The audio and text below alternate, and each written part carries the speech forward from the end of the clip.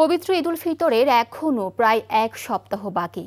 তবে তার আগে ঘরমুখো মানুষের ঢল নেমেছে রাজধানীর কমলাপুর রেল স্টেশনে। রবিবার সকাল 10টা পর্যন্ত কমলাপুর রেল স্টেশন থেকে এখন পর্যন্ত চট্টগ্রাম, খুলনা, রাজশাহী ও সিলেট সহ বিভিন্ন রুটে ছেড়ে গেছে 18টি ট্রেন। আগেভাগে নারীর টানে বাড়ি ফিরছেন অনেক যাত্রী। তাদের মধ্যে উল্লেখযোগ্য সংখ্যক শিক্ষার্থী, বয়স্ক মানুষ, নারী ও শিশু। যাত্রীরা বলছেন, ঈদের আগ মুহূর্তে অতিরিক্ত ভিড় ও যাত্রাপথের সম্ভাব্য ভোগান্তি এড়াতেই অনেকেই আগেভাগে বাড়ির পথে রওনা দিয়েছেন। নির্ধারিত সময়ে ট্রেন প্ল্যাটফর্ম ছেড়ে যাওয়ায় স্বস্তি প্রকাশ করেছেন যাত্রীরা।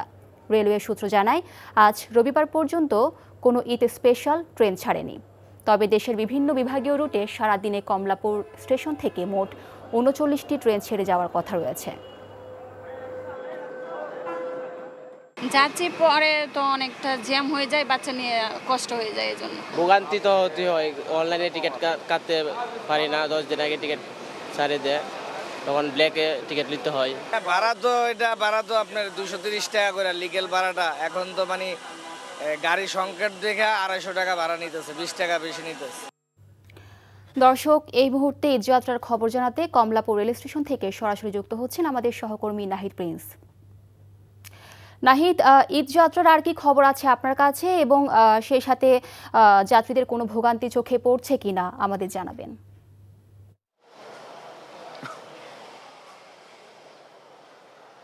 আজকে সারাদিনে 39টি ট্রেন ছাড়ার কথা রয়েছে। সেখানে 18টি ট্রেন ইতিমধ্যে ছেড়ে গেছে এখান থেকে।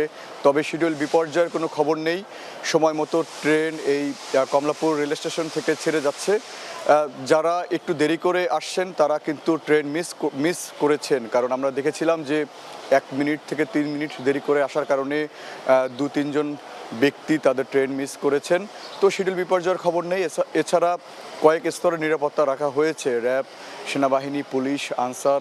এছাড়া টিকিট চেকিংয়ের যে বিষয়টি, 3 স্তরে তারা টিকিট চেক করছেন, কারণ এবার টিকিটের যে বলা হয়েছে তাদের পক্ষ থেকে যে 31 লাখ আজকে আবেদন পড়েছে 31,000 টিকিটের জন্য, আসনের জন্য। সেখানে প্রায় 1000 ব্যক্তিকে টেক্কা দিয়ে একজন মানুষ ট্রেনের টিকিট পেয়েছেন। তো এই 39টি ট্রেন আজকে সারাদিনে ছেড়ে যাবে। তো এই যে মানুষের উপচে পড়া ভিড় যে সকাল থেকে ছিল, সেটি অনেকটাই এখন কম। নির্বিঘ্নে মানুষ তার পরিবারের কাছে ফিরে যাচ্ছেন। স্কুল পড়ুয়া শিক্ষার্থীদের সংখ্যা অনেকটাই বেশি, কারণ আগামীকাল থেকে ট্রেন কর্তৃপক্ষ যেটি বলেছেন যে আগামীকাল থেকে সেই ভিড় অনেকটাই বাড়বে, কারণ 3 দিনে প্রায় 1 কোটির উপরে টিকিটের জন্য আবেদন পড়েছে। সেখানে আসন কিন্তু অনেকটাই কম। তো এই ছিল আমার কাছে কমলাপুর রেল স্টেশন থেকে সবশেষ।